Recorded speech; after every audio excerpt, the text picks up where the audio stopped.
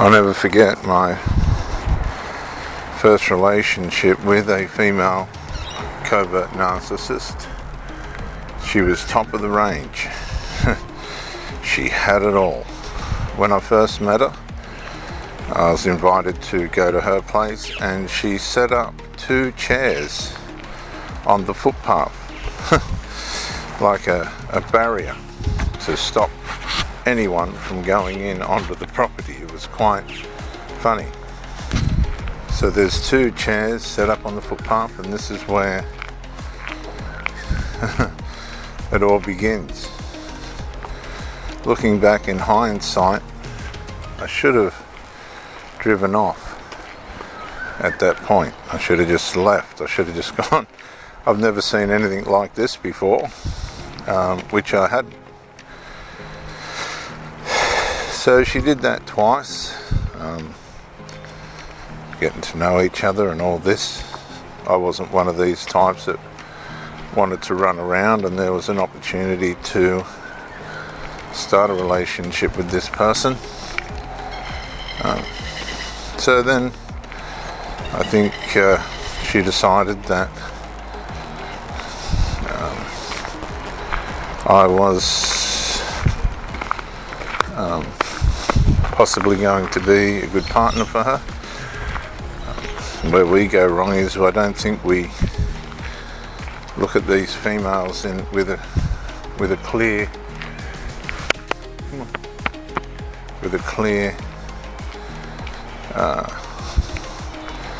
discernment.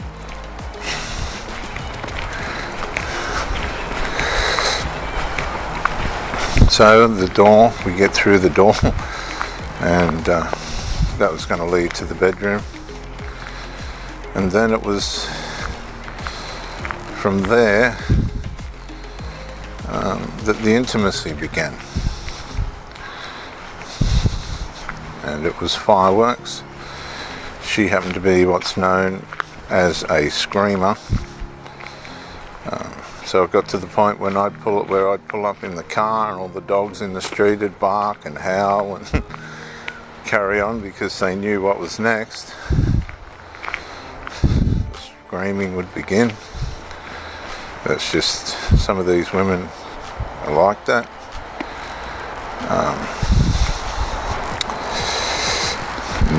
This went on to the point where she received a letter in the mail from the owner of the property that she rented, that they wanted to demolish the house and that she had to find somewhere else to live. And the letter was believable. The only problem is it's 20 years later and the house is still there.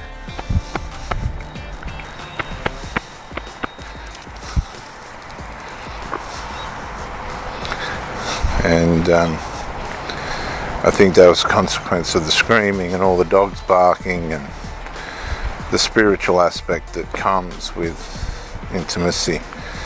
So then we run into the problem of the son. I had no trouble getting along with him. He was okay. You don't know what's going on behind your back, of course. There were some skirmishes about attention because he was the centre of attention, only child, known as gorgeous, very spoiled.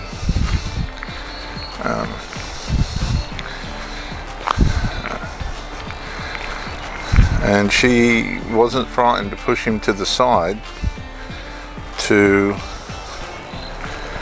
get her supply. Once the switch was flicked, she wanted her supply. And this went on for about 2 years, and then the devaluation stage began. And that's when things become very strange, very difficult, because you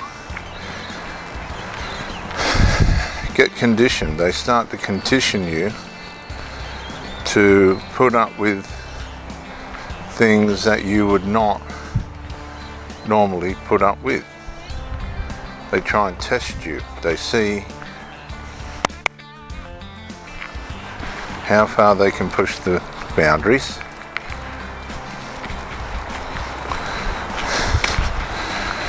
against what they know you'll tolerate. So they start to test your tolerance.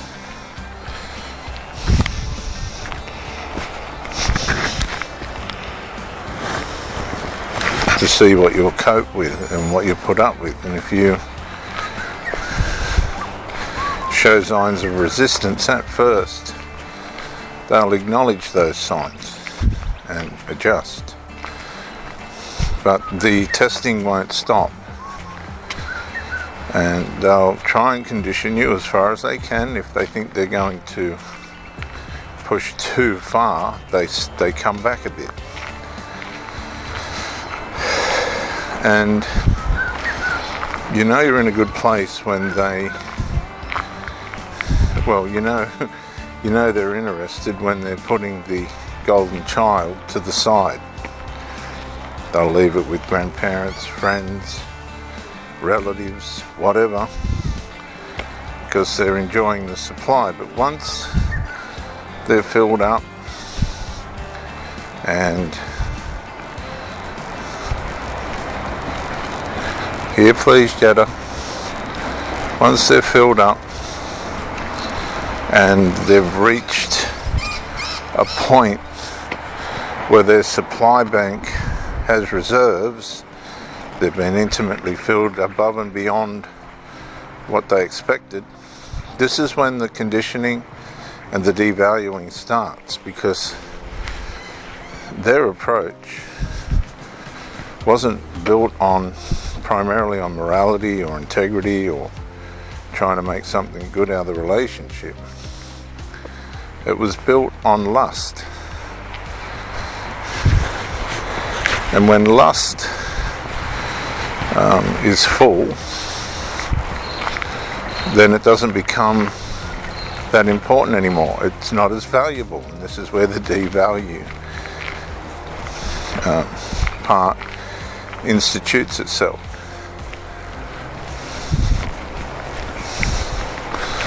So now you're dealing with all these emissions and commissions of commitment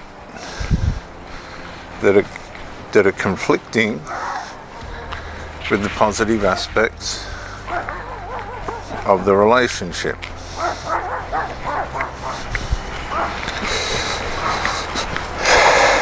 This then now causes you to begin to lose your values and identity, and you start to commit yourself.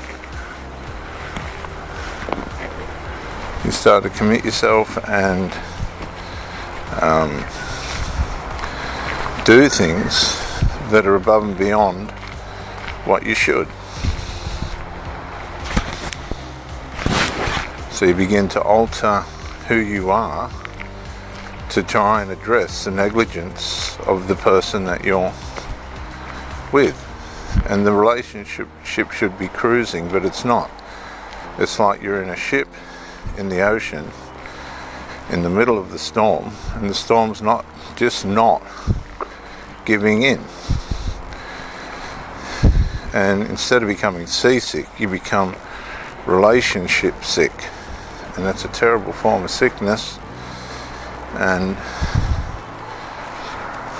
this is all happening, but nobody else can tell. The other person's getting around, they know nobody's going to know. They know nobody's going to know what they're doing behind closed doors. And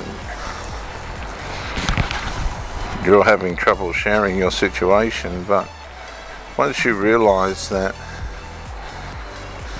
this person doesn't have the capability of maintaining or sustaining a relationship, and that's probably why they're on their own, and you're now in a devalue situation with that person and you're being abused, covertly abused, no one else will ever know, you need to detach immediately. Break up. Go no contact. Get yourself back, get your mind back, get your principles and your psychological health back. And never go near that person again, because hear those birds in the background? Australian magpies. Beautiful birds early in the morning. Because the same pattern of abuse will start all over again.